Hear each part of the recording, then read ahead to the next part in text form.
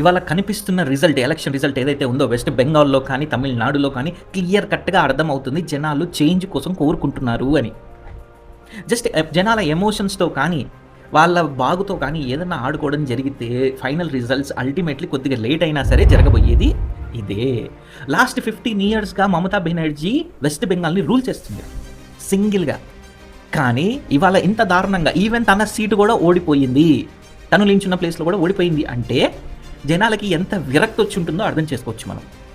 ఈ వెస్ట్ బెంగాల్ మొత్తంలో పోటీ చేస్తున్న బీజేపీ క్యాండిడేట్స్లో అన్నిటికంటే హైలైట్ అనిపించింది ఏంటంటే ఆర్కే గర్ మెడికల్ కాలేజ్ స్టూడెంట్ ఎవరైతే అమ్మాయి ఉందో, రేప్ విక్టిమో, తన్ని రేప్ చేసి చంపబడిందో ఆ అమ్మాయి వాళ్ళ తల్లి నార్మల్ ఒక సిటిజన్గా పోటీ చేస్తే, అంటే ట్రై చేస్తే ఒక జస్టిస్ దొరకదు తనకి.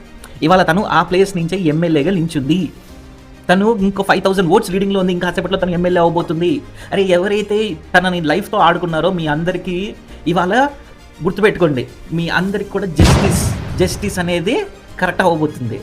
ఇది వెస్ట్ బెంగాల్ మొత్తంలో కూడాను లాస్ట్ 15 ఏళ్లలో కొన్ని వందల ఇన్సిడెంట్లు వాటికి ప్రూఫ్ లేకుండా చేయడం జరిగింది. అవన్నీ కూడా తవ్వి బయటికి తీయడం జరగబోతుంది. అందరికీ కూడా సరైన జస్టిస్ వస్తుంది, పక్కా రాసి పెట్టుకో.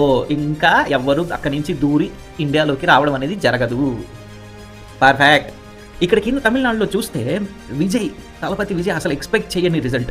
అంటే జనాలు ఎంత విసిగిపోయారు చూడు డిఎంకే, ఏఐడిఎంకే మీద.